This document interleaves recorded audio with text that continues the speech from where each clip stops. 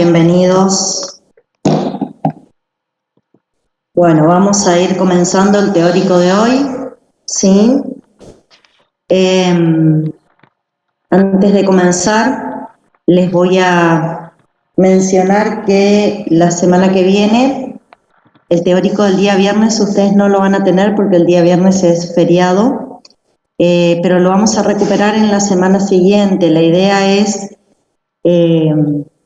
durante la semana que viene y la semana siguiente desarrollar 3 teóricos y bueno, ir viendo qué día le va a tocar a cada uno. Yo eso les voy a ir informando ahora a través del foro de avisos, ¿sí? Qué día les va a tocar el teórico, el segundo teórico. El primer teórico sí lo vamos a tener normalmente, el problema va a ser el teórico del día viernes. Pero bueno, lo vamos a desarrollar la semana siguiente. ¿Está? Así que eso lo vamos a ir viendo. Bien. Con respecto a las otras cuestiones, recordar que la semana que viene tienen parcialito de teórico el día miércoles. En ese parcialito se van a incluir todos los temas que desarrollamos hasta la clase pasada, que era el tema de trasplantes. Me está faltando subirles nomás a la página la clase del tema de trasplantes. Le subí material, le subí el PowerPoint, así que más o menos tienen como para comenzar a leer. Y este tema que vamos a desarrollar hoy, que es el tema de respuesta inmune frente a virus, que también lo podemos plantear como respuesta inmune frente a microorganismos intracelulares, lo vamos a, digamos, ya va a entrar en la próxima evaluación, ¿sí? En la última y tercera evaluación.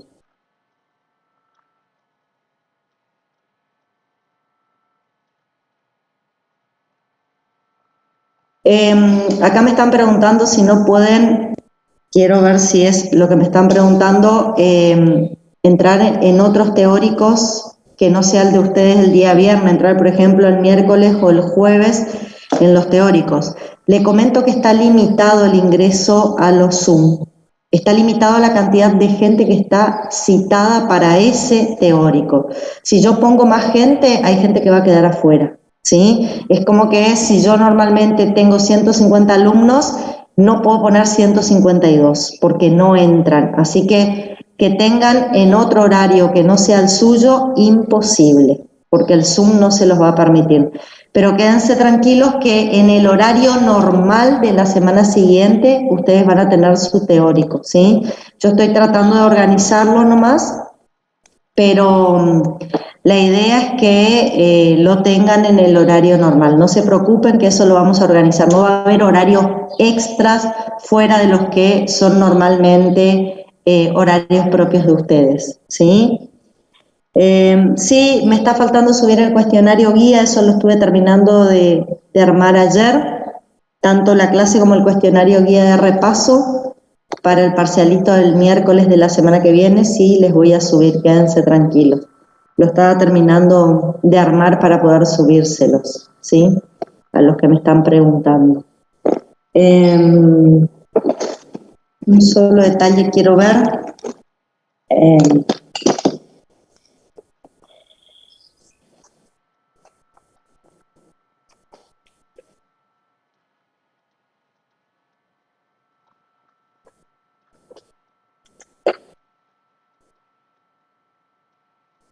Bueno. Bien. Vamos a continuar entonces. Vamos a arrancar con el tema de hoy. Sí, vamos a arrancar con el tema de hoy. Un segundito. Voy a compartir el PowerPoint.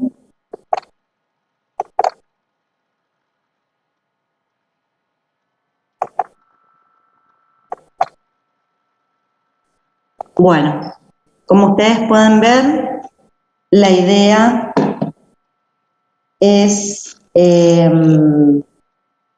vamos a trabajar con la respuesta inmune frente a infecciones virales. si bien vamos a hablar fundamentalmente de qué ocurre en una infección viral, tengan en cuenta que lo que yo pueda decir frente a infecciones virales también es válido para otros patógenos intracelulares como pueden ser virus, como pueden ser bacterias o parásitos que también van a infectar a nivel intracelular y van a provocar de esa manera enfermedades. Yo voy a hablar de lo fisiológico, de cómo responde fisiológicamente la inmunidad innata y la inmunidad adaptativa a este tipo de patógenos que normalmente al infectar el interior de nuestra célula están como ocultos o escondidos del resto del sistema inmune. Entonces, como que al sistema inmune le cuesta un poquito más reconocer a estos patógenos y por ahí les voy a ir mencionando algunas cuestiones que se pueden observar en el caso del coronavirus y que resultan interesantes para entender por qué causa, digamos, los inconvenientes que tienen los pacientes que se infectan. Para entender un poquito cómo es el ciclo biológico de un virus y a partir de ahí entender de qué manera el sistema inmune va a responder, va a reaccionar, ¿sí? Nosotros tenemos que en un inicio las partículas de estos patógenos están a nivel extracelular, van a infectar células que ellos reconozcan a través de receptores de membrana, o sea que las células que van a resultar invadidas por estos patógenos van a ser fundamentalmente células que en su membrana tengan una determinada proteína que los virus van a usar como receptores, ¿sí? Y bueno, una vez que esa proteína es reconocida, ¿sí? Una vez que esa proteína es reconocida, hay dos mecanismos. Uno es la endocitosis, ¿sí? Se endocita la partícula viral. Otro es la absorción, o sea, la partícula viral une su membrana a la membrana, digamos, de la célula enferma y directamente vuelca en el interior el ácido nucleico. Un segundito, chicos. Tengo que conectar la computadora porque se me está terminando la batería. Ya estoy con ustedes.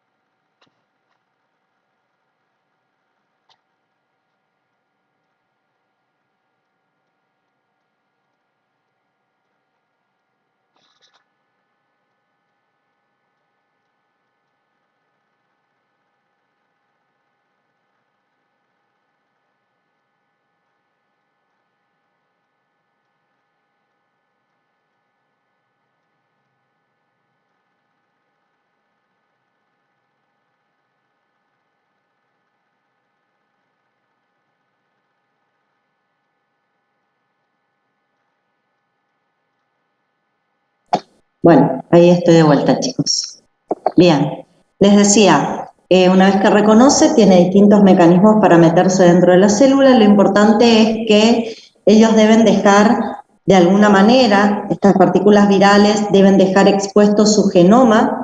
Ese genoma, que puede ser moléculas de ADN o moléculas de ARN, va a tomar contacto con toda la maquinaria de nuestras células y lo que va a hacer nuestra célula es duplicar el genoma de estos patógenos, va va a transcribir los genes, va a formar ARN mensajero, va a sintetizar las proteínas, con nuestra maquinaria celular se van a sintetizar las proteínas virales y el genoma duplicado más las proteínas virales que se sintetizan, lo que van a hacer es volver a formar nuevas partículas virales, volver a formar nuevos viriones resultantes de la multiplicación del virus en el interior de nuestra célula, y a partir de ahí lo que hacen es romper la célula, lisarla y liberar al exterior partículas para infectar células vecinas. Eso es lo que hace. Se meten en una célula, se multiplican,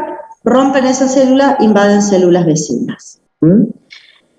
¿Por qué les explico esto? Porque necesitamos entender cómo funciona el virus para entender cómo va a hacerle frente a todo esto la inmunidad innata. Bueno, vamos a comenzar con la inmunidad, como dije, con la inmunidad innata, ¿sí? Con la inmunidad innata. La inmunidad innata obviamente tiene como inicio las barreras, ¿sí?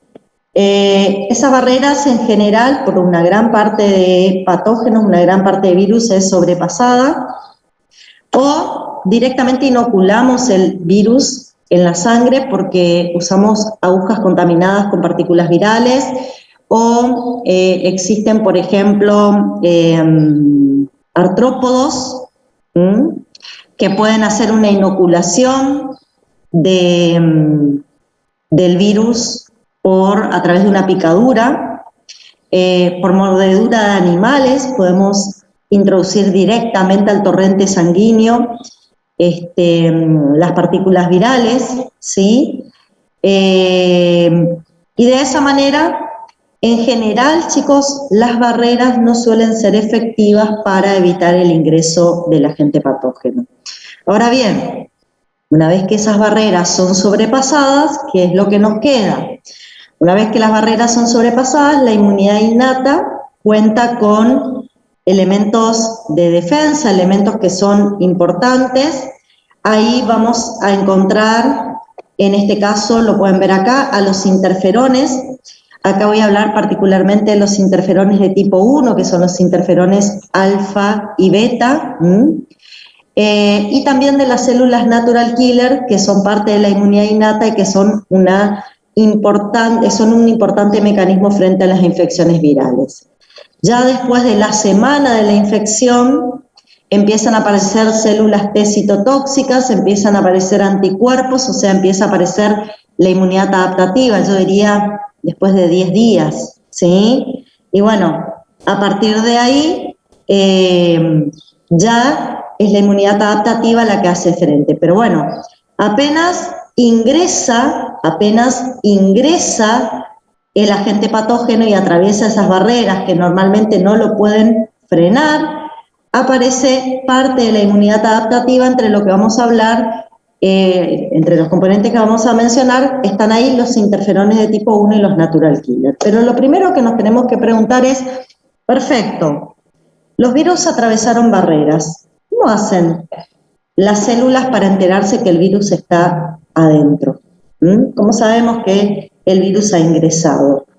Y acá lo que tenemos es la presencia de receptores RRPs, receptores de la inmunidad innata, que no están solamente en las células de la inmunidad innata, son receptores que pueden estar, por ejemplo, en células parenquimatosas, en células del epitelio mucoso, en células del endotelio, y todas esas células, a través de estos receptores, van a dar cuenta de la presencia del virus y van a responder de una determinada manera.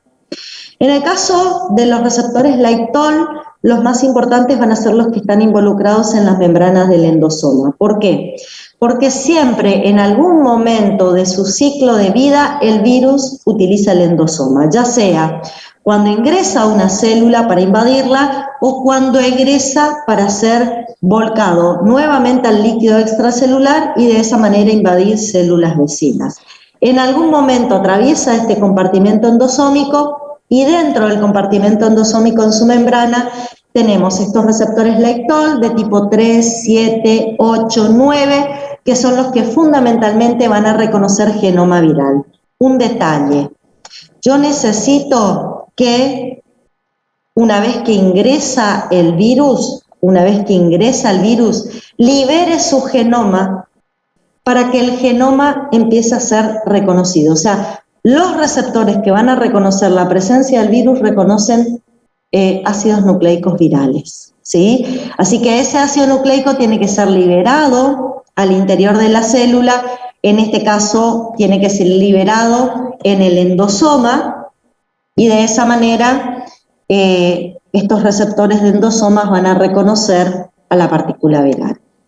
También tenemos un LECTOL de membrana, que es el LECTOL 4, acá lo tienen, que lo que va a reconocer es, por ejemplo, una proteína F que está en la cubierta del virus sincitial respiratorio. Acá tienen un ejemplo donde, además de los receptores intracelulares, como el LECTOL 3, que reconoce RNA de doble cadena, el 7 y el 8, que reconocen RNA de simple cadena, y el 9, que reconocen, fíjense, DNA, dinucleótidos presentes en algunos tipos de virus. Tenemos este de membrana que también puede reconocer una proteína de superficie de un virus en particular y de esa manera demostrar la presencia del virus en el interior de nuestro organismo. Ahora bien, ¿qué ocurre cuando el virus es reconocido, ya sea por los receptores de endosoma o por receptores de membrana celular? ¿Qué es lo que podemos evidenciar? Que se van a activar una serie de mecanismos intracelulares y la respuesta biológica que va a generar esa célula, que no necesariamente es una célula de la inmunidad, puede ser cualquier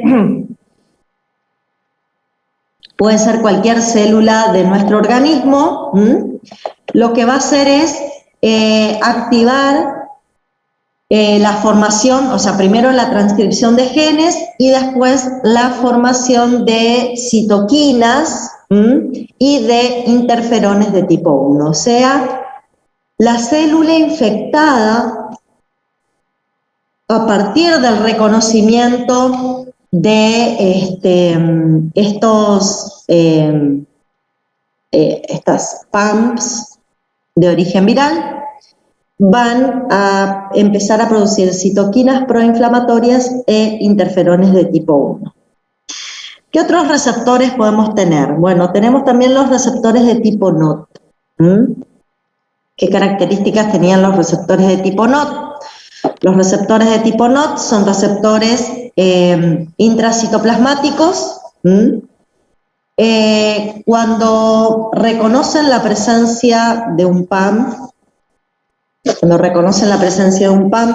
citoplasmático, en este caso va a reconocer ADN vírico, fundamentalmente es para los virus que tienen ADN en su estructura molecular. Lo que va a hacer este receptor de tipo NOT es generar lo que se denomina un inflamosoma. ¿Qué es un inflamosoma? Es un complejo proteico. El inflamosoma es un complejo proteico. Ese complejo proteico va a tener varias funciones.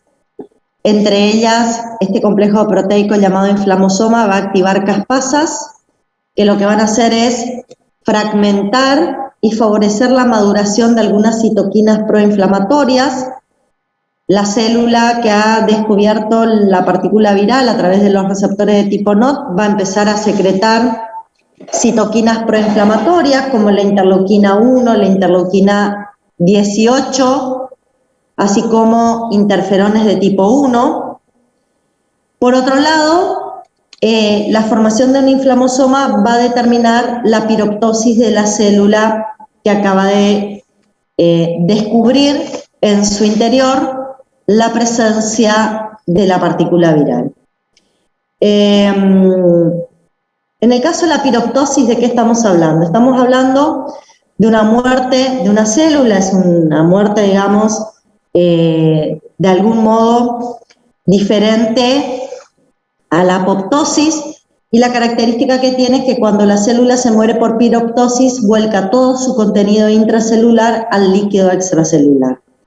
Cuando la célula se muere por piroptosis, en el líquido extracelular van a empezar a aparecer citoquinas que tenía en su interior esa célula, van a empezar a aparecer moléculas de ATP, radicales libres, DAMPs, antígenos virales que estaban en el interior de la célula. Y todo esto va a ser reconocido por las células vecinas, epiteliales, endoteliales o macrófagos, que lo que van a hacer es activarse ante la presencia de estos PAMs o estos DAMs en el líquido extracelular, y a partir de ahí responder liberando otra vez una gran cantidad de citoquinas proinflamatorias que, dependiendo en qué medida se está dando la piroptosis, la respuesta de las células vecinas puede resultar tan intensa, se pueden liberar tantas citoquinas y quimiosinas proinflamatorias que a veces pueden provocar un shock a nivel sistémico. ¿Con esto qué quiero decir?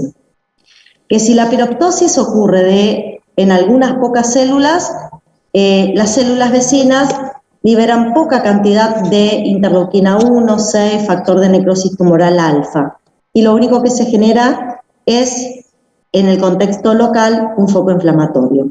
Ahora, cuando yo tengo una gran intensidad de células muertas por piroptosis, hay una respuesta exagerada de las células vecinas, y esa liberación en grandes cantidades de citoquinas proinflamatorias empiezan a generar un shock sistémico, un fallo multiorgánico, que es característico de los altos niveles de de factor de necrosis tumoral alfa en nuestro organismo. Si ustedes leen en la bibliografía un poco qué es lo que produce el factor de necrosis tumoral alfa en bajas concentraciones, van a ver que en bajas concentraciones produce fiebre, activa el hígado para que libere reactantes de fase aguda, aumenta,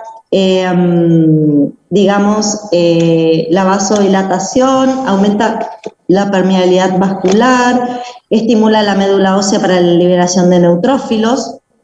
Sin embargo, si las concentraciones de factor de necrosis tumoral alfa liberados son muy altas, vamos a tener coagulación intravascular diseminada, vamos a tener una intensa vasodilatación que va a provocar un shock cardiovascular, ¿sí? Entonces, fíjense, así como puede tener efectos benéficos en pequeñas concentraciones, en grandes concentraciones el factor de necrosis tumoral alfa liberada por una intensa piroptosis puede provocar una falla multisistémica.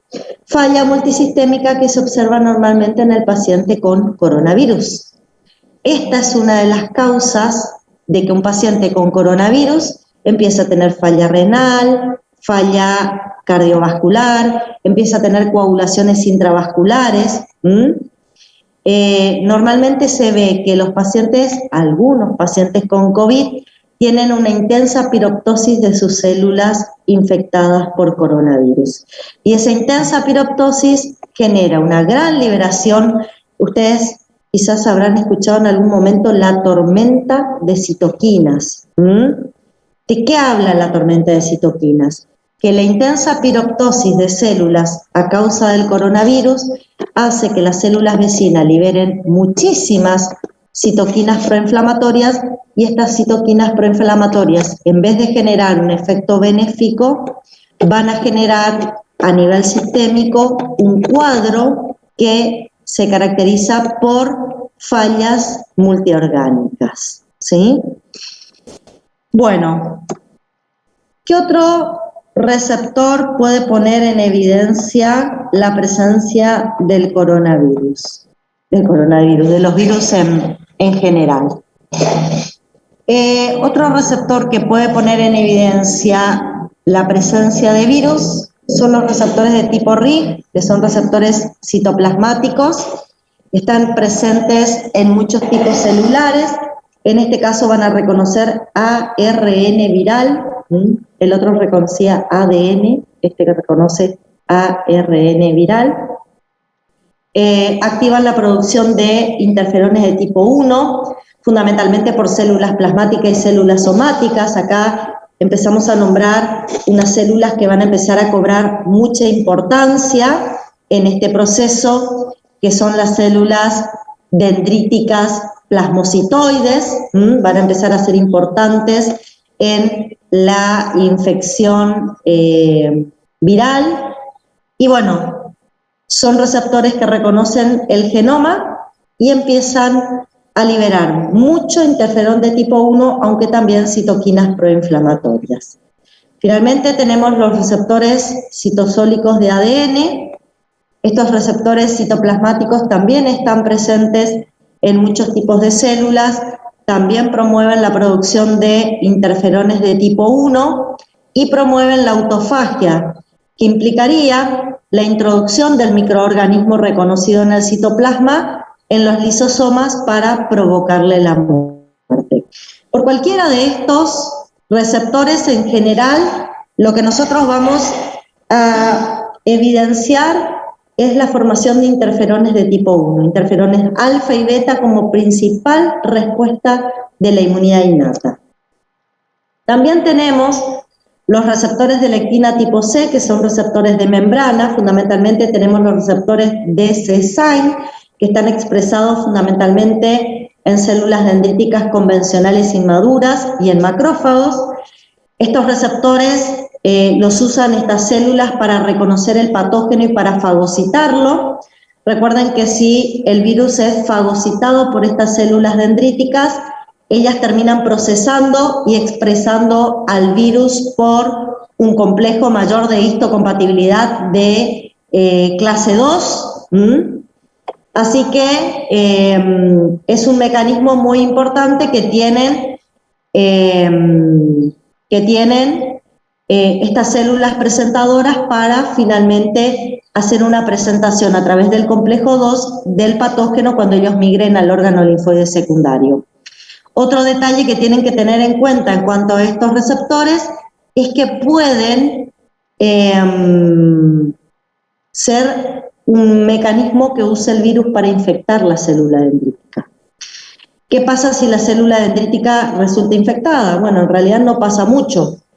La célula dendrítica infectada va a procesar al antígeno que acaba de infectarla y lo va a presentar por complejo de clase 1. Entonces, de esa manera ustedes pueden ver que las células dendríticas pueden presentar a los virus por dos complejos diferentes en los órganos linfoides secundarios, y eso ya nos da la pauta de que en este tipo de infecciones se pueden activar tanto linfocitos TCD4 como también linfocitos TCD8. ¿Está?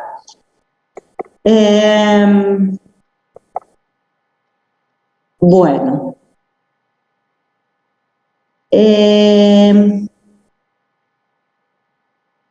Vamos a continuar. Dijimos, por estos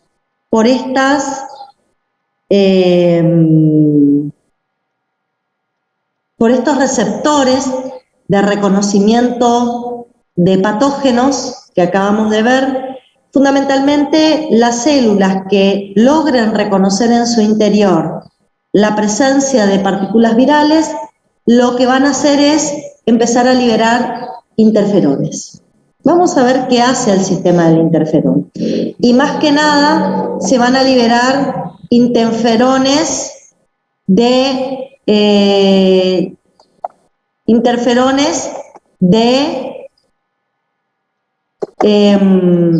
tipo alfa y de tipo beta. ¿Por qué les aclaro eso? Porque cuando ustedes hablan de interferones tienen que saber que existen dos grandes tipos de interferones. Están los interferones de clase 1, que son propios de la inmunidad innata, y están los interferones de clase 2, que son propios de la inmunidad adaptativa. Nosotros, como estamos hablando de la inmunidad innata, estamos hablando de interferones de clase 1, alfa y beta, que son los que, cuando el virus ingresa a una célula, esta puede ser una célula de la inmunidad innata, puede ser una célula parenquimatosa, puede ser una célula de, digamos, el endotelio, puede ser una célula,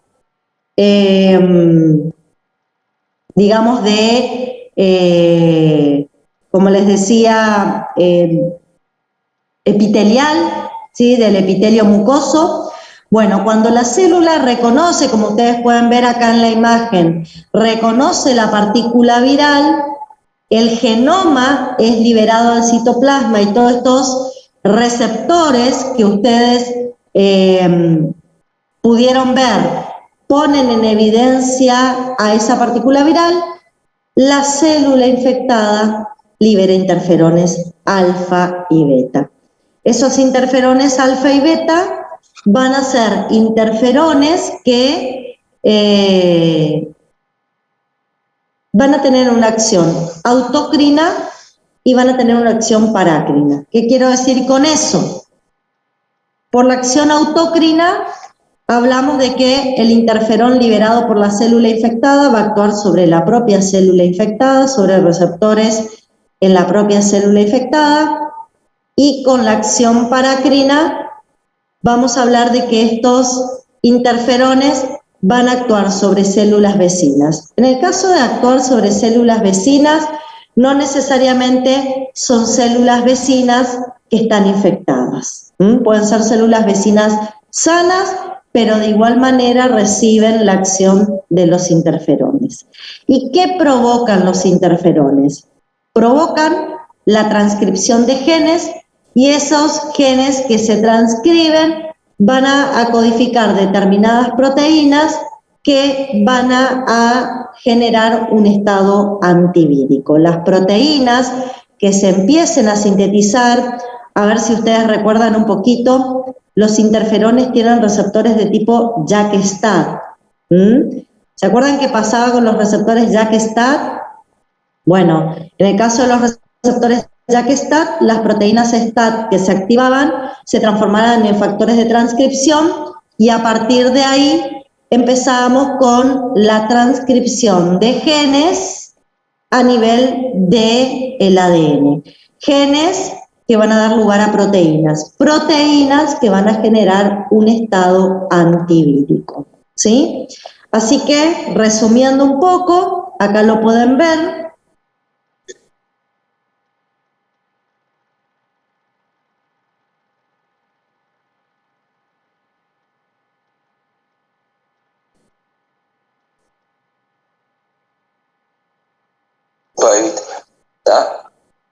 Bueno, retomamos un poco la idea acá.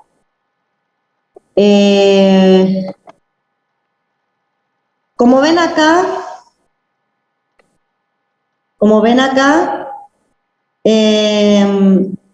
prácticamente todas las células van a tener receptores para reconocer a estos virus. Prácticamente todas las células van a tener receptores. Estos receptores van a provocar que se libere desde la célula infectada interferón de tipo 1, como lo ven, células epiteliales, endoteliales, fibroblastos, células parenquimatosas, pero me interesa en este caso fundamentalmente las células dendríticas plasmocitoides, ¿sí? Las células dendríticas plasmocitoides son células dendríticas que normalmente están en sangre periférica o en órganos linfoides secundarios y tienen la capacidad de migrar hacia los tejidos infectados cuando aparece una infección viral. Su función fundamental al llegar a los tejidos infectados es, van a resultar infectadas como cualquier otra célula. Al llegar a los tejidos infectados, los virus las van a infectar, se van a meter en su citoplasma, y las células dendríticas plasmocitoides son unas de las que van a provocar la mayor producción de interferón de tipo 1 en estos procesos inflamatorios. Además de provocar la liberación de interferón de tipo 1, También al activarse van a liberar interleuquina 6, interleuquina 12, factor de necrosis tumoral alfa y quimiosinas, que van a ser importantes para reclutar células y generar un foco inflamatorio en ese sitio donde está ocurriendo la infección viral. Yo dije que los interferones de tipo 1, por efecto autocrino y paracrino, tanto en la célula infectada como en las células vecinas, que pueden estar sanas, iban a provocar la síntesis de proteínas. Las proteínas que van a empezar a aparecer y se van a empezar a activar son, por ejemplo, acá lo tienen a la izquierda, una quinasa. Esta quinasa es una quinasa que va a fosforilar y va a regular un factor de transcripción, el EIF2. Digo que lo va a regular al EIF2, que es un factor de transcripción, porque al fosforilarse este factor de transcripción por la quinasa, lo que se observa es que el factor de transcripción se inactiva, y al inactivarse el factor de transcripción, esta célula pierde la capacidad de transcribir genes y pierde la capacidad de sintetizar proteínas. O sea, a través de la fosforilación y la inactivación de este factor de transcripción, tanto la célula infectada como las células vecinas dejan de sintetizar proteínas. Y en este contexto, lo que ustedes tienen que entender es que se van a dejar de sintetizar proteínas tanto de la propia célula como proteínas virales. El virus va a ingresar y ese proceso de síntesis de proteínas que el virus necesita para poder multiplicarse, para poder replicarse, no lo va a poder hacer. Va a ingresar y se va a quedar de alguna manera secuestrado adentro de la célula que invadió, sin poder multiplicarse y sin poder invadir células vecinas. ¿Sí? El problema es que al frenar la transcripción y traducción de genes y la síntesis de proteínas, también se van a frenar la síntesis de proteínas propias en esa célula. Y ahí hablamos de que el cuadro inflamatorio va a causar una hipofuncionalidad del tejido. El tejido va a perder su capacidad funcional normal, justamente porque ya no va a poder, mientras esté el virus ahí y los interferones estén funcionando, no va a poder sintetizar sus propias proteínas. Por otro lado, se va a sintetizar y se va a activar en presencia de ácidos nucleicos virales una sintetasa, que es la 2,5 oligodenilato sintetasa. La síntesis de este 2,5 oligodenilato por esta enzima va a provocar la activación de enzimas de tipo RNasa, y estas enzimas de tipo RNasa son enzimas que van a, de alguna manera, van a evitar, las RNasas se van a activar por estos 2,5 oligodenilatos, van a degradar el ARN, tanto propio de la célula como viral, y esto también va a evitar la síntesis de proteínas dentro de esta célula. Y fíjense, esto ocurre en la célula infectada y en células vecinas, independientemente de que exista o no una infección en las células vecinas. También se va a sintetizar una proteína cuya sigla es ADAR o proteína ADAR. Lo que hace la proteína ADAR es internalizar o provocar mutaciones en el ARN, tanto propio como viral. Estas mutaciones en el ARN lo que provoca es que se empiecen a sintetizar proteínas mutadas, y si yo lo pienso en el contexto de las proteínas virales, al mutarse las proteínas virales, las voy a volver proteínas no funcionales. Entonces, si el virus quiere ensamblar su estructura para abandonar estas células y invadir células vecinas, no lo va a poder hacer porque las proteínas que necesita para conformar su estructura normal están mutadas a causa de de la acción de esta enzima. Finalmente, se va a sintetizar una proteína denominada MAX.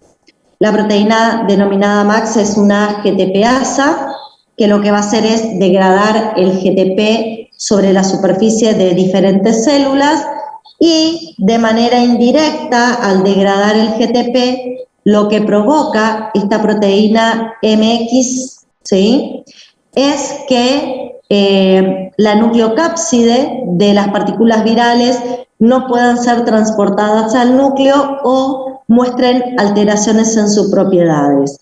La nucleocápside no es más que la envoltura normal de la estructura viral, la envoltura que sí o sí necesita el virus para poder emerger de una célula, es la que cubre y protege el genoma viral, y ustedes pónganse a pensar que si esta nucleocápside no puede migrar al núcleo para tomar contacto con el genoma viral que se está multiplicando en el núcleo o está alterada, también va a afectar de alguna manera, también va a afectar la posibilidad del virus de emerger de esa célula.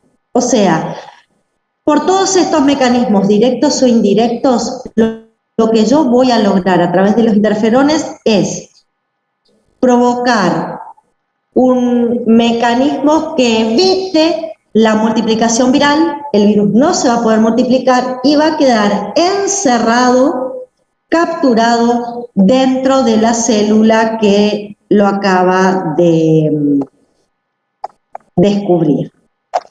Por su parte, los interferones no tienen solamente esas funciones, promueven la activación de natural killer, que son, vamos a ver, unas células muy importantes que tiene la inmunidad adaptativa en todo, la inmunidad innata en todo este proceso.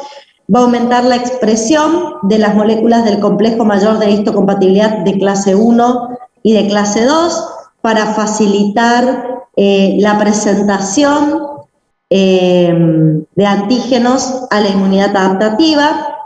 También va a promover la diferenciación de linfocitos TCD4 hacia un subtipo de linfocitos T helper 1, va a activar a los linfocitos TCD8 positivos que se van a diferenciar en este tipo de respuesta inmunitaria y van a promover una respuesta inmunitaria de los linfocitos T para que nos quede de alguna manera esa memoria inmunitaria por si este microorganismo vuelve a ingresar a nuestro organismo.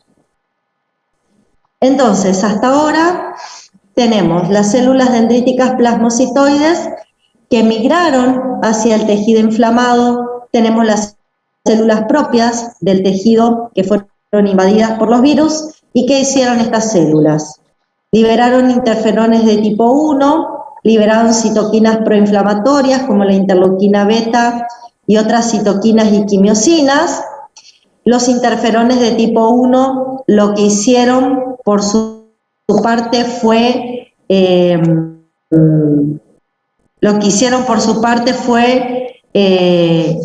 secuestrar al virus adentro de la célula que invadieron. Las citoquinas proinflamatorias van a reclutar otras células de la inmunidad, fundamentalmente van a reclutar natural killers hacia el sitio de la lesión. Acá también la célula dendrítica plasmocitoide fundamentalmente produce interferón de tipo 1 y también citoquinas proinflamatorias que yo ya les nombré, eso también va a ser liberado, ¿está? Así que vimos lo que hacían los interferones de tipo 1, ahora vamos a ver lo que hacen los natural killers que van a empezar a llegar a este sitio donde se encuentra por el momento secuestrado el virus dentro de las células que ellos mismos acaban de infectar. En el caso del natural killer, como células de la inmunidad innata, tienen un mecanismo para reconocer a las células infectadas, donde hay una mediación entre receptores de activación y de inhibición. Un detalle que tienen que saber ustedes es que normalmente en las células infectadas, debido a la acción de los interferones y debido a que estos interferones de tipo 1 van a disminuir la síntesis de proteínas de la célula infectada, va a haber una disminución en la expresión de los complejos mayores de clase 1 por parte de la célula que está infectada, y lo que sí se va a observar es un aumento en la expresión de ligando para receptores activadores del natural killer. Esos ligandos pueden ser proteínas virales que se expresen en la membrana de la célula infectada, o esos ligandos pueden ser, por ejemplo, proteínas resultantes de los genes HLA no clásicos, como por ejemplo proteínas derivadas de los genes MYC, que normalmente aparecen cuando una célula está estresada. Y bueno, esta circunstancia nos va a llevar a que, si nosotros observamos esta situación, dijimos que los natural killers se activaban o se inhibían en base a lo que recibían por señales desde sus dos receptores que tienen expresados en la membrana. Vamos a indicar que la célula que está a la izquierda es el natural killer. El primero de los receptores, el que está por encima, es el receptor inhibitorio, y el que está por debajo es el receptor estimulador. Si con estos dos receptores el natural killer se acerca a una célula que no tiene complejos de clase 1 expresados en su membrana, ni tampoco tiene proteínas que sean ligandos del receptor estimulador, normalmente el natural killer frente a estas células no va a actuar. Cuando se acerca a células que tienen niveles normales de complejo mayor de clase 1, esta es la situación de células sanas. Las células sanas normalmente expresan una gran cantidad de complejos mayores de clase 1 y no presentan ligandos estimuladores de su receptor estimulador, no tienen ligandos para el receptor estimulador, solamente tienen las células sanas, proteínas del complejo mayor de clase 1. Frente a esto no va a generar respuesta, y en una infección viral lo que observamos, y es lo que mencioné hace un momento, lo que observamos es que desaparecen o están en menores cantidades los complejos mayores de clase 1, debido a la propia acción de los interferones que mencionamos hace un ratito, y empiezan a aparecer, sí, ligandos endógenos del receptor de estimulación, que como dije pueden ser proteínas propias del virus o proteínas resultantes de la transcripción de los genes MYC.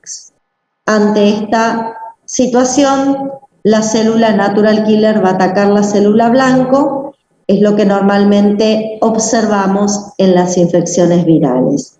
¿Qué otra situación nos puede pasar? Que estén presentes tanto los complejos mayores de clase 1 como los ligandos estimuladores del receptor activador del natural killer, y en este caso lo que hace el natural killer es ver a través de cuáles receptores reciben mayor cantidad de señales, y en base a un balance de esas señales va a actuar. Si esta es una célula infectada, normalmente los niveles de complejo de clase 1 son mucho menores que los niveles de los ligandos del receptor estimulador, y entonces ante esta situación lo que va a prevalecer es un mecanismo estimulador. ¿Cómo responde el natural killer? El natural killer es una célula efectora de la inmunidad innata, y la denomino efectora porque lo que va a provocar es directamente la muerte de la célula infectada. Como mecanismo efector tenemos por un lado acá lo ven en la parte inferior, la liberación del contenido de sus gránulos. Los natural killer activados liberan lo que tienen dentro de los gránulos, que son granzimas y perforinas. Las perforinas lo que hacen es generar un poro en la célula infectada, van a generar un poro tanto en la membrana de la célula infectada como también puede ser en el endosoma, porque a veces lo que hace la célula infectada es endocitar lo que libera el natural killer, y ante esa endocitosis las perforinas se van a ubicar en la membrana del endosoma, y a partir de ahí, ya sea porque se ubican en la membrana citoplasmática o se ubican en la membrana del endosoma, lo que ocurre es que estas granzimas van a pasar al citoplasma de la célula infectada, y la función fundamental de las granzimas es activar caspasas. Cuando se activan caspasas, ¿sí? Cuando se activan caspasas, lo que observamos es que la célula infectada se muere por apoptosis. La muerte por apoptosis no genera un foco inflamatorio como lo generaba la piroptosis, porque la muerte por apoptosis hace que el contenido de la célula que se muere sea fagocitado por macrófagos vecinos, y de esa manera sea rápidamente removido y no cause el cuadro inflamatorio propio que causaba la muerte por piroptosis. O sea, es dentro de todo una muerte de la célula un poco más saludable y que no sobreestimula al resto del sistema inmune. Esa muerte por apoptosis también se puede dar en el caso del natural killer, y esto les quiero mencionar porque hay bibliografía que lo cuenta y hay bibliografía que no menciona este mecanismo para el natural killer, y es el mecanismo del Fas ligando Fas. ¿Qué quiero decir con el mecanismo del Fas ligando Fas?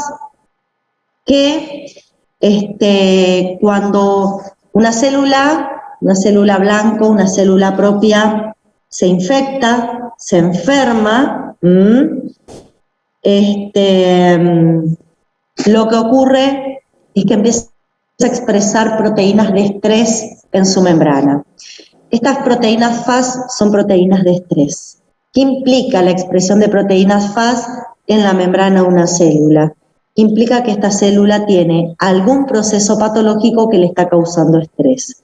Esas proteínas Fas encuentran en la membrana del natural killer activado un ligando para esas proteínas, que lo llamamos ligando Fas, ¿sí? Al asociar el ligando Fas con las proteínas Fas, dentro de la célula estresada se activan caspasas, y esto también puede volver o generar una apoptosis en la célula infectada. Entonces, como pueden ver, empiezan a aparecer mecanismos que pueden ser secretorios o no secretorios, mecanismos secretorios o no secretorios, que lo que nos van a producir directamente es la muerte de las células infectadas y la muerte del virus que quedó atrapado gracias a los interferones de tipo 1, que quedó atrapado dentro de esa célula infectada.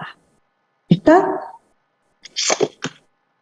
Fuera de esto que acabo de contar, fuera de esto, del mecanismo del natural killer y del mecanismo de los interferones, no tenemos mucho más. Lo que podríamos mencionar como otro mecanismo, pero esto es válido para cuando estamos en una persona que ha tomado contacto previo con el virus que está enfermando, ya sea tomó contacto previo porque el virus ya ingresó previamente al cuerpo de esa persona en otra oportunidad, o porque la persona fue vacunada frente al virus. Lo que estoy planteando es que cuando la persona tiene anticuerpos preformados frente al virus, una de las cuestiones que se observan es que estos anticuerpos pueden opsonizar o marcar células infectadas. Ustedes me van a decir cómo puede ser que un anticuerpo se une a células propias, ¿sí? Lo que tienen que saber es que normalmente cuando una célula está infectada, una de las cuestiones que podemos observar es que en la superficie de la célula infectada se pueden empezar a expresar proteínas virales. En ese proceso de síntesis de proteínas virales que ocurre normalmente en una célula infectada, parte de las proteínas virales no se ensamblan para formar nuevos viriones y generar nueva progenie viral, sino que vienen y se insertan en la membrana de la célula infectada. Esas proteínas virales van a ser reconocidas por estos anticuerpos. Los anticuerpos van a opsonizar la proteína, van a opsonizar la célula propia infectada, y los natural killer, a través de receptores Fc gamma que tienen en su membrana, lo que pueden hacer es ahora reconocer la célula infectada. ¿Qué hacen los natural killer cuando reconocen a estas células propias opsonizadas? ¿Cómo responden? Responden realizando una citotoxicidad dependiente de anticuerpos. ¿Qué significa una citotoxicidad dependiente de anticuerpo? Significa que los natural killer van a liberar el contenido de sus gránulos. Al liberar el contenido de sus gránulos, los natural killers lo que van a provocar es la asociación de enzimas hiperforinas con esta célula infectada, y de ese modo también se puede determinar la apoptosis que yo les estoy mencionando. ¿Está? Es otra posibilidad. Por su parte, los natural killers no solo van a participar en esta inmunidad antiviral, los natural killers también son efectivos cuando tenemos bacterias y parásitos intracelulares, van a actuar de la misma manera en que yo les acabo de mencionar. También van a actuar así en la inmunidad antitumoral, frente a células tumorales, tienen la misma acción. Van a regular la inmunidad adaptativa, fundamentalmente esto lo van a hacer liberando interferón gamma, que ya vamos a ver qué funcionalidad tiene el interferón de tipo gamma. Y una vez que mencionamos las acciones de los interferones de tipo 1 y mencionamos las acciones del natural killer, no nos queda otra que pasar directamente a la inmunidad adaptativa, porque como inmunidad innata no tenemos otro mecanismo de defensa. Es todo lo que tenemos como inmunidad innata, ¿sí? Bueno, para empezar a activar la inmunidad adaptativa, para empezar a activarla, vamos a necesitar de estas células. Vamos a necesitar de las células dendríticas. Las células dendríticas, como ustedes saben, son células de la inmunidad innata, que están por debajo de la piel, por debajo de las mucosas. ¿Y qué funciones tienen estas células dendríticas? Como pueden ver, tienen un montón de receptores RRPs, receptores para opsoninas, ¿está? Tienen, acá está el receptor Fc, receptor para el C3b del complemento, receptores para DAMPs. ¿Qué van a hacer estas células dendríticas? En realidad pueden hacer varias cosas. Pueden reconocer las partículas virales y endocitarlas, ¿sí? Si reconocen partículas virales y las endocitan, van a procesarlas y presentarlas por complejo mayor de clase 2. Eso es una posibilidad. Pueden reconocer y endocitar células infectadas. Si reconocen y endocitan células infectadas, lo que hacen es una presentación cruzada del antígeno y lo van a presentar al antígeno por complejo mayor de clase 1.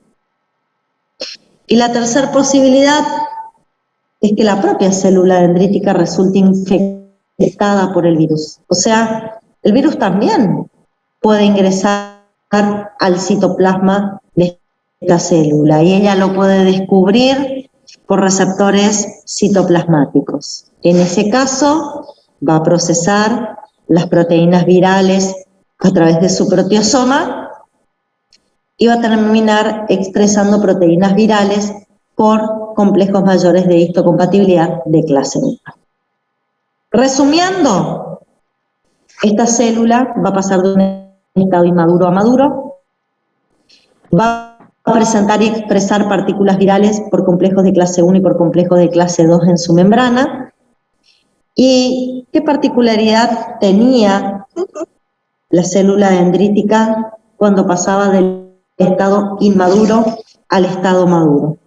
¿Qué particularidad tenía?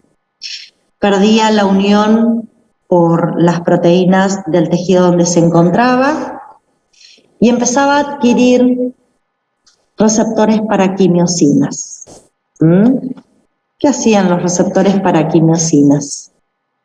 Hacían que esa célula dendrítica se pueda desplazar. ¿Hacia dónde?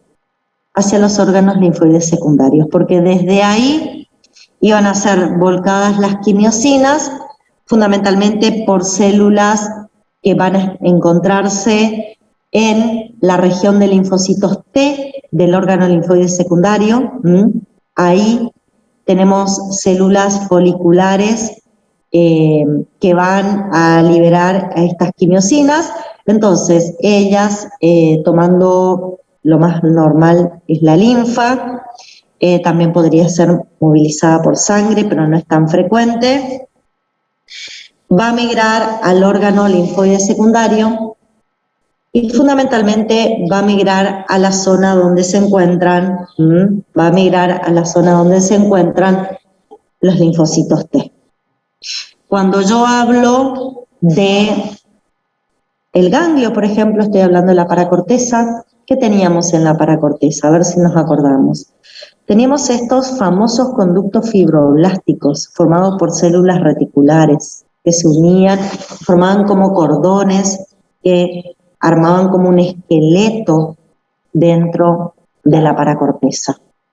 Estas células reticulares tienen la capacidad de sintetizar y dejar adheridos en su membrana, y lo pueden ver acá como unas pelotitas.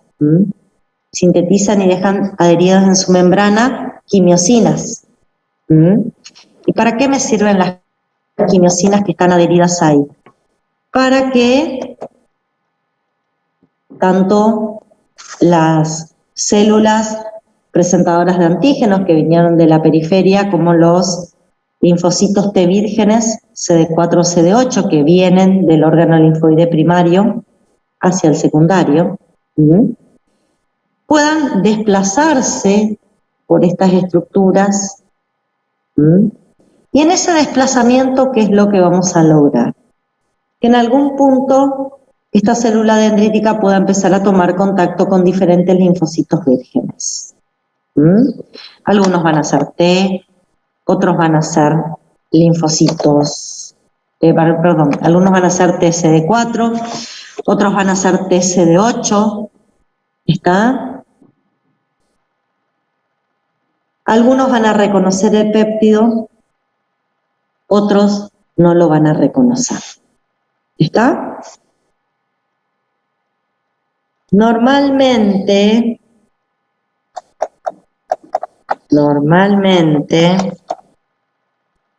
yo necesito que el reconocimiento se dé a través de doble señal de sinapsis, para que el linfocito T, que sí reconoció el péptido, se active correctamente. Mi primer señal de reconocimiento, mi primer señal de activación, involucra la proteína del complejo mayor de histocompatibilidad, que puede ser de tipo 1 o de tipo 2, y el TCR del CD8 o del CD4, dependiendo qué proteína del complejo tengo de este lado. Si acá el péptido es reconocido, logramos la primera señal, y después necesitamos la segunda señal entre proteínas CD80 o 86 expresados en la membrana de la célula presentadora de antígenos y la proteína CD28 expresado en la membrana del linfocito T. ¿Sí? Si logramos las dos señales, ¿qué pasa? Este linfocito T A ver. Este linfocito T que se activa va a liberar interleuquina 2. Esa interleuquina 2 va a tener un efecto autocrino. Se va a unir a receptores en la propia célula, en la propio linfocito T activado, y lo que va a hacer ahora el linfocito T es empezar a proliferar. Una vez que proliferan por mitosis, lo que podemos observar es que esas células que resultan de esa mitosis, se van a diferenciar. Si son CD4, se van a diferenciar en diferentes tipos de linfocitos T helpers. Si son CD8, se van a diferenciar directamente en linfocitos citotóxicos. ¿Está? Entonces, o se transforman en T helpers, vamos a ver qué tipo de T helper aparece ahora, o si es un CD8, va a ser un citotóxico. Hay un detalle, y un detalle que ustedes no se tienen que olvidar, que normalmente yo prefiero que la presentación comience con los CD4. ¿Por qué? Porque cuando la célula dendrítica interactúa con el CD4, aparece esta sinapsis que les estoy marcando acá. Una sinapsis que se da entre una proteína que tiene la célula presentadora de antígenos en su membrana, es la proteína CD40, y un ligando para esa proteína CD40 que tiene el linfocito TCD4. ¿Esta sinapsis qué provoca? Provoca un estado de activación en la célula dendrítica y como consecuencia la célula dendrítica aumenta la sobreexpresión de moléculas coestimuladoras CD80-CD86. ¿Por qué? Porque el CD8 necesita una intensa cantidad de células coestimuladoras como para lograr una correcta activación para su segunda señal. Si esta célula dendrítica no tiene suficientes moléculas coestimuladoras, probablemente el CD8 no se active. Y por eso a veces necesitamos primero esta interacción. Pero vayamos a ver cómo se activan los T helpers CD4. Dijimos, la célula presentadora va a presentar por complejo de clase 2, doble señal, CD80, CD86, CD28, este va a liberar interleuquina 2, va a proliferar y a partir de ahí se va a diferenciar. ¿Qué tengo que tener en cuenta para ver en qué se diferencia? Tengo que tener en cuenta las citoquinas que están presentes. ¿Sí? Hay interleuquina 12 que liberan los macrófagos que se activan. Cuando los macrófagos reconocen virus, liberan mucha. Hay un detalle con los macrófagos y eso me olvidé decirles en la inmunidad innata. Normalmente los macrófagos pueden fagocitar partículas virales por los receptores de lectina de tipo C. Pero las partículas virales muestran como una resistencia a ser eliminadas por las enzimas lisosómicas. Y entonces nos pasa que muchas veces las partículas virales quedan atrapadas adentro del fagolisosoma sin que puedan ser destruidas. ¿Sí? En esas condiciones, el macrófago queda activado, pero queda con el virus adentro sin poder destruirlo. Y es ahí donde libera mucha interleuquina 12. ¿Por qué? Porque quiere que se genere T helper 1, que vamos a ver que va a liberar interferón gamma, ahora que es un interferón de tipo 2, y ese interferón gamma potencia al macrófago para que él pueda eliminar lo que tiene en su interior. Entonces, esta interleuquina 12 va a salir de macrófagos que tienen capturados virus en su interior sin poder destruirlos, o ¿quién también liberaba interleuquina 12? Yo les hablé de las células dendríticas foliculares. ¿Recuerdan? Células dendríticas, a ver. no sé por qué hay una frase que no me cierra. Estas células dendríticas plasmocitoides, perdón, no foliculares. Las células dendríticas plasmocitoides también liberan, cuando se activan por la presencia del virus, a esta interleuquina 12, así que, ¿qué es lo que va a hacer esa interleuquina 12? Favorecer la formación de TGLP1. Y aparece interferón gamma. ¿Quién liberaba interferón gamma? El natural killer, cuando se activaba para destruir células infectadas. Así que en ese contexto, en el órgano linfoide secundario se van a poder empezar a diferenciar TGLP1. Pero también se van a diferenciar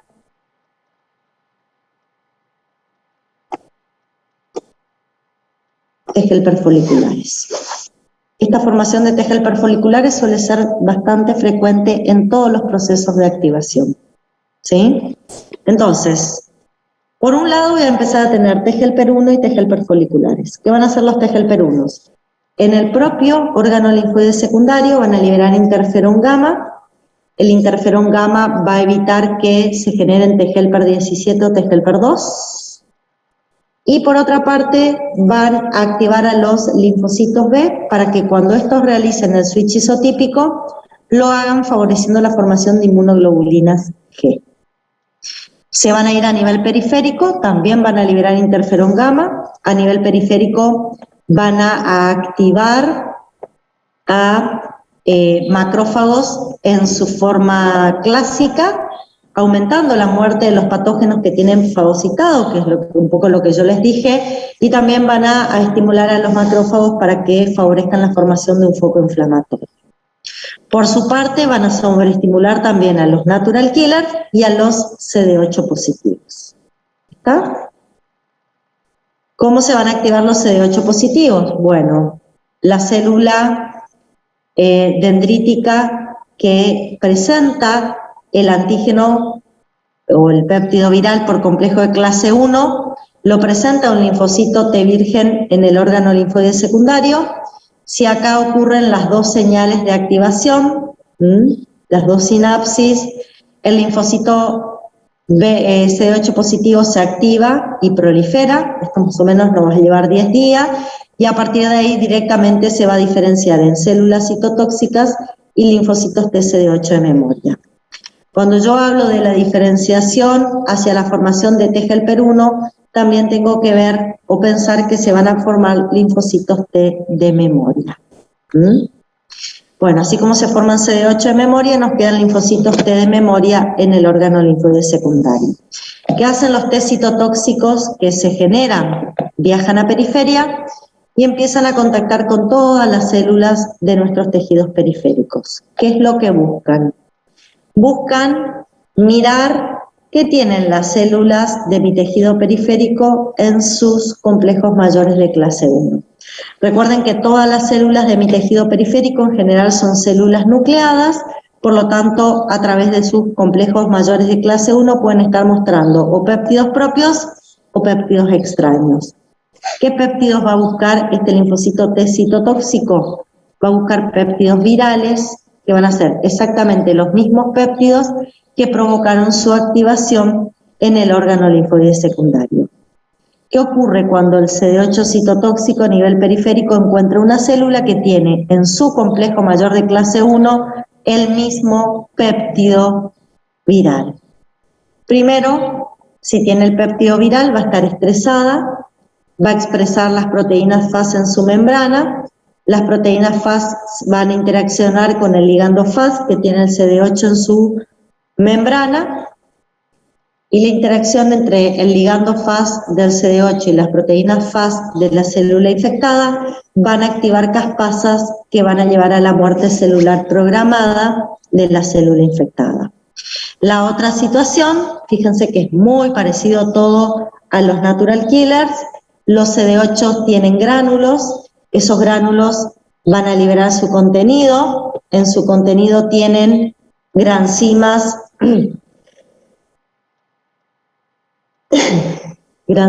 y perforinas, y bueno, a través de las granzimas lo que se va a buscar, a través de las perforinas, los que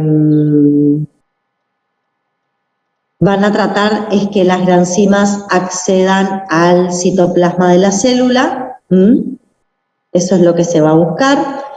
Y una vez que las granzimas estén en el citoplasma, van a activar caspasas y se va a producir la muerte celular programada de la célula infectada. Como pueden ver, unos 10 días después de la infección viral, van a llegar linfocitos T citotóxicos al tejido inflamado y van a empezar a ayudar a los natural killers a matar todas las células infectadas.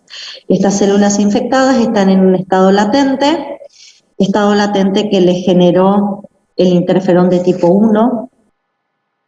Ese estado latente hace que ellas tengan secuestrado al virus en su interior y cuando se mueren por apoptosis, el virus se muere junto con ellas. También vamos a tener activación de linfocitos TCD8. Recuerden que el linfocito TCD8 va a través de su BCR, es el BCR, va a reconocer el antígeno. Estoy hablando de linfocitos B2. No vamos a usar B1 o BZM, porque los B1 y los BZM, que son linfocitos T independientes, reconocen antígenos que son lípidos o hidratos de carbono. Y acá el virus lo que me va a presentar son proteínas. Por lo tanto, ¿cuál es el BCR que reconoce proteína? El BCR clásico de los linfocitos B2. ¿Está? Va a reconocer la proteína viral, la va a endocitar, la va a presentar por un complejo mayor de histocompatibilidad de clase 2. ¿A quién se lo va a presentar? ¿A quién va a presentar a través del complejo mayor de histocompatibilidad de clase 2? ¿A quién va a presentar el péptido viral? Al T-helper folicular, que yo dije que también se iba a activar cuando la célula presentadora activaba linfocitos TCD4, y bueno, va a liberar, acá está la interacción del linfocito B fuera del folículo linfoide primario con el T-helper folicular. El T-helper folicular va a liberar interleuquina 21, va a completar la activación del linfocito B, y a partir de ahí el linfocito B vuelve al folículo y empieza a proliferar. Y ese folículo linfoide primario que ustedes tenían, ahora se transforma en un folículo linfoide secundario, donde en el centro hay una intensa proliferación de linfocitos B, que fueron los que recibieron las dos señales de activación. Cuando dejan de proliferar esos linfocitos, que los estoy llamando centroblastos, van a abandonar ese centro germinal, se van a transformar en centrocitos, y estos centrocitos tienen dos destinos posibles. O se transforman en células plasmáticas de vida media corta, secretoras de IgM, o comienzan un nuevo proceso de diferenciación que implica una hipermutación somática y un switch isotípico. Por hipermutación somática, vamos a ver que las que no se transformaron en células plasmáticas van a volver al centro germinal y van a empezar a asociar a la porción BDJ de la cadena pesada que habíamos seleccionado, al gen constante que habíamos asociado a la porción BDJ de la cadena pesada en la ontogenia, le vamos a empezar a asociar una porción constante diferente a la que fue seleccionada durante la ontogenia.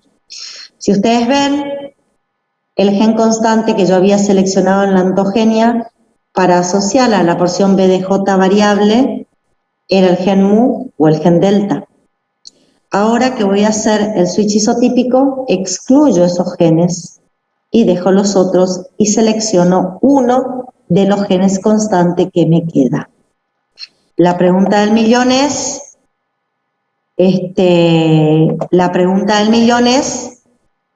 de todos los genes que quedan, ¿cuál va a ser seleccionado? Vamos a sacar, en este switch isotípico, vamos a seleccionar un nuevo gen constante, ¿sí? Vamos a seleccionar un nuevo gen constante que ya no sea lo que fueron seleccionados en el proceso de ontogenia. Y bueno, ¿cuál voy a seleccionar? ¿De qué depende el gen que voy a seleccionar? Y ahí volvemos un poquito hacia atrás. Un segundito. El cambio de isotipo o el gen constante que yo voy a seleccionar depende de qué citoquinas estén presentes en ese órgano linfoide secundario. ¿De qué citoquinas liberó el T-helper que se generó en el órgano linfoide secundario? Y les pregunto a ustedes, ¿qué T-helper tengo aún? ¿Qué T-helper se me formó? Tengo dos opciones, el folicular y el T-helper 1.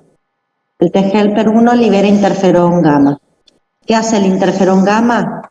Selecciona genes constante gamma para asociarla a esa región BDJ que codifica la región variable de la cadena pesada de las futuras inmunoglobulinas que este linfocito va a liberar.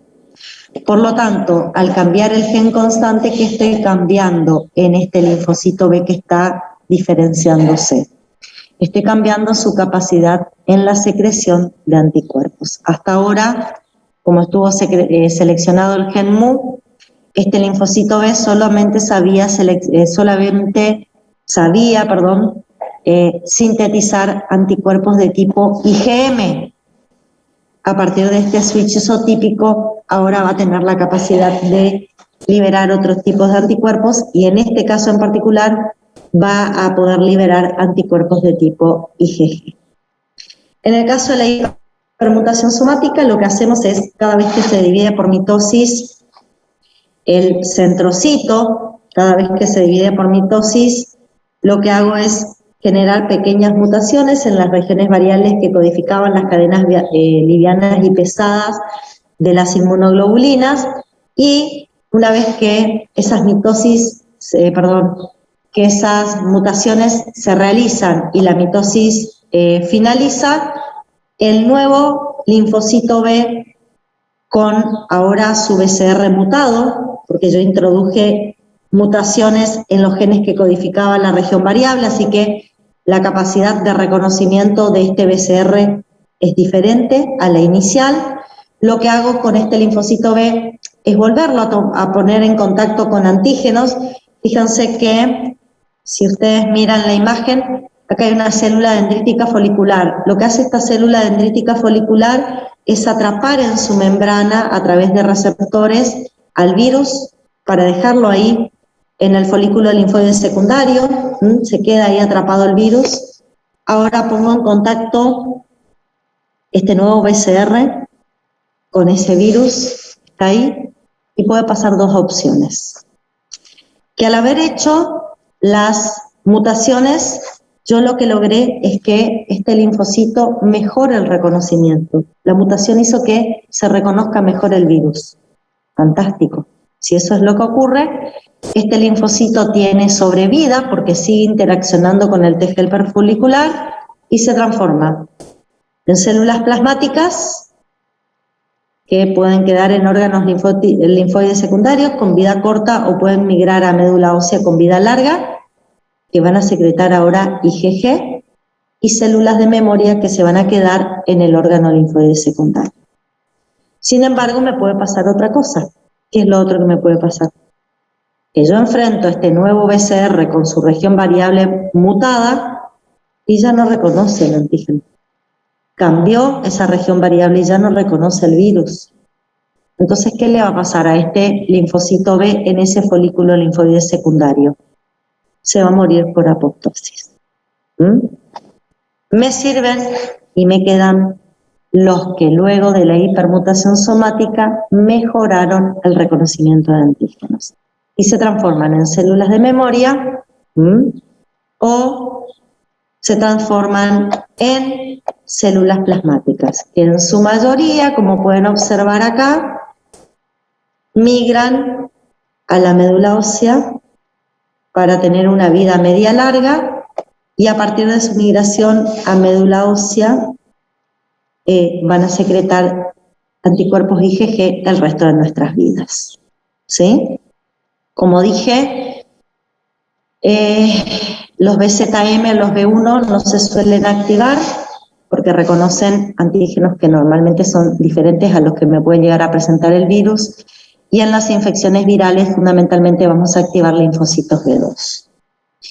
¿Qué funciones tienen los anticuerpos frente a un microorganismo y qué funciones tendrían en este caso frente al virus?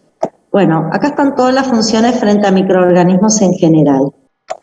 No todas son válidas para virus, por eso van a ver que algunas yo las taché. ¿Está? Una de las cosas que sí hace es neutralizar la partícula viral. Toxinas no, porque el virus no tiene toxina, pero sí me neutraliza la partícula viral. ¿Qué quiere decir? Este es el virus, ¿sí? Este es el virus y esta es la célula. Mi otra mano es la célula que el virus quiere infectar. Se tiene que unir el virus acá para meterse adentro. ¿Sí? ¿Qué pasa? Viene el virus y el anticuerpo se une, entonces el virus es incapaz de unirse a la superficie de mi célula, porque el anticuerpo bloquea sus receptores de membrana. Estos receptores de membrana, con los cuales el virus va a invadir mi célula, están bloqueados por los anticuerpos, entonces pierde su capacidad infectiva el virus. ¿Y qué pasa con este virus que queda con el anticuerpo unido? Queda opsonizado y puede ser reconocido por un fagocito, por un macrófago, y a partir de ahí va a ser fagocitado. Eso puede hacer el anticuerpo. ¿Qué más puede hacer un anticuerpo? Unirse a células infectadas que en su superficie tengan partículas virales. ¿Sí? Yo les conté que las células infectadas suelen quedarse en su membrana con partículas virales. Bueno, estos anticuerpos lo van a reconocer, van a unirse los anticuerpos a receptores Fc expresados en natural killer, y el natural killer va a producir una citotoxicidad dependiente de anticuerpos a través de la liberación del contenido de sus gránulos. ¿Qué otra cosa puede ocurrir? Puede ocurrir la activación del complemento, una vez que los anticuerpos opsonizan al virus a nivel del líquido extracelular. Se puede activar el complemento por la vía clásica. Lisis del microorganismo no existe en este caso porque el poro de ataque lítico no se puede formar sobre la superficie del virus. El virus no permite la formación del poro de ataque lítico, así que eso no lo tenemos, pero sí se pueden depositar partículas S3B sobre la partícula viral a nivel del líquido extracelular. En ese caso se va a opsonizar y los fagocitos pueden endocitar partículas virales circulantes. La otra cuestión es que los fragmentos liberados por el complemento generen en ese punto o en ese espacio un foco inflamatorio que van a ayudar a la llegada de natural killers y células de la inmunidad adaptativa que van a colaborar con los natural killers en la eliminación de ese agente patógeno, fundamentalmente TGLP1 y CD8 citotóxicos. ¿Está? Bueno, de esa manera nosotros con la respuesta inmune vamos a hacer frente a una infección viral. Indudablemente los virus a veces tienen estrategias que estos mecanismos resultan afectados. Les cuento una situación, hablando del coronavirus. Recuerden que yo dije que los interferones se unían a receptores JAK-STAT y las proteínas STAT se metían en el núcleo y favorecían la transcripción de genes de ciertas proteínas que generaban un estado antivírico.